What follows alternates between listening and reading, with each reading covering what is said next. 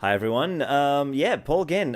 So I've been working on this shader, which I like to call a manga shader, and it's something that is still in the works, but that I will be releasing very shortly. But it works pretty easily, okay? And as a bonus, it is also responsive to light, which is difficult to simulate when you're working with a lot of color ramps and stuff that aren't actually BSDFs. Let me demonstrate. All right, so all of these objects have got this material applied. I've got this this funky looking head here.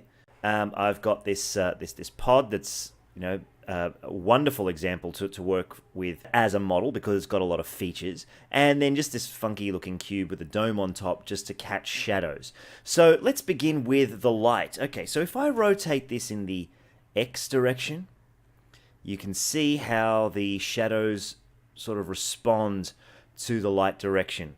And if I rotate it in the Y, you see the same thing happening.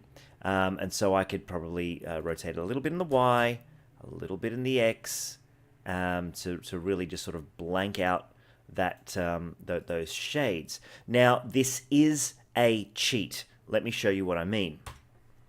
I've actually set up some drivers in here which affect the normal based on this specific light that is called key light.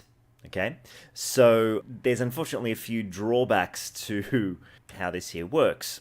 Okay, but yep, like I said, it's a work in progress, and it's something that I am trying to refine and trying to find better solutions for. Now you can see inside my node setup, it's still a bit complicated looking, but I've kind of neatened it up so that there's this area in here where it's just the shading, and then there's an area in here which deals with the line work. Okay, so let's go back to the shader itself. So with the light moved in a certain direction so that we've got some nice highlights and shading on all of our objects, let's take a look at what else we've got. Well, we've got this thing called line thickness, and we can make very thin looking lines that almost disappear, and thicker looking lines. Now, because of the way that these are actually structured, it's really just taking a bevel shader and a geometry normal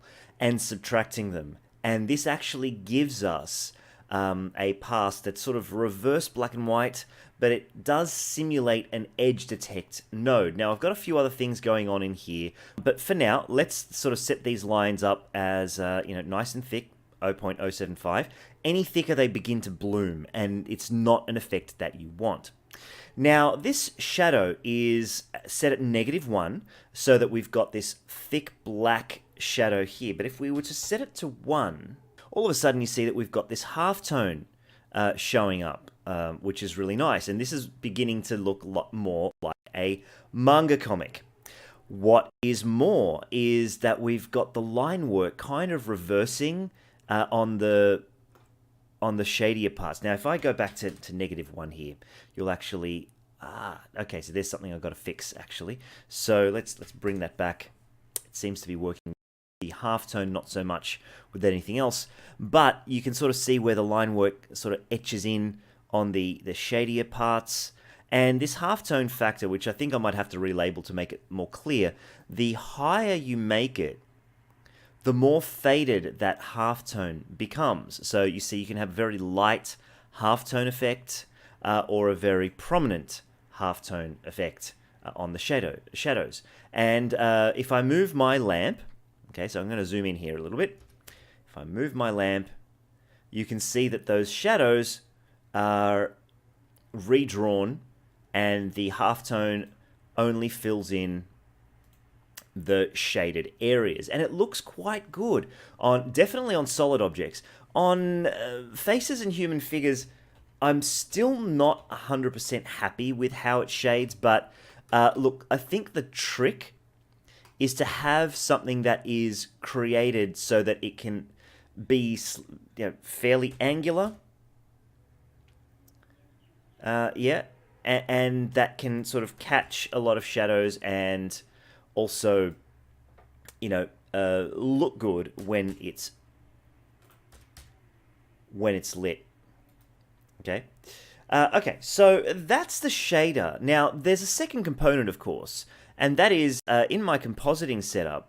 What we've got here is a setup that I like to use, in which I take the alpha channel and run it through a dilate, erode, and then set it as an alpha of just a flat RGBA color swatch. So here I could maybe have an outline that's a little grayer or very dark, or even white if I wanted it. Okay, and that actually sort of sets up a nice outline. Let's take a look at what that looks like just by itself.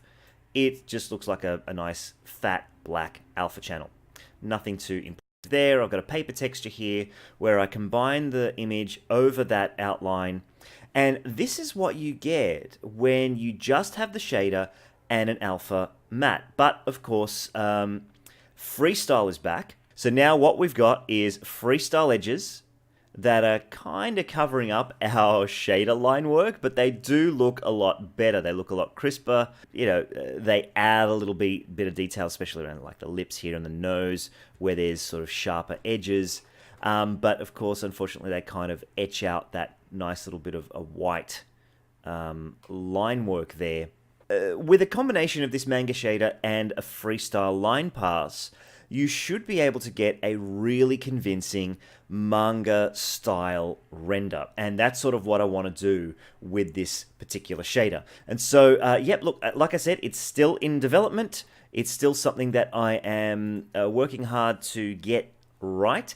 It is a cycles shader, but it renders pretty quickly, and it can render at a very low resolution, like sampling rate of about 16 if you really wanted to. But you know, I would sort of bump it up to at least a 32, just because it sort of gives you a much crisper looking shadow line and all of that sort of stuff.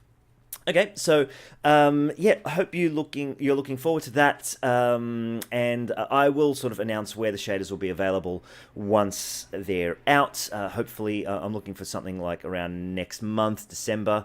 But yeah, look, thanks for watching. Hit me up with any feedback wherever you're seeing this, whether it's a Facebook group or YouTube or wherever. I'm really hoping to make this as improved and as feature-rich as possible before I actually release it. All right, thanks guys for listening. This is Paul signing off. Bye for now.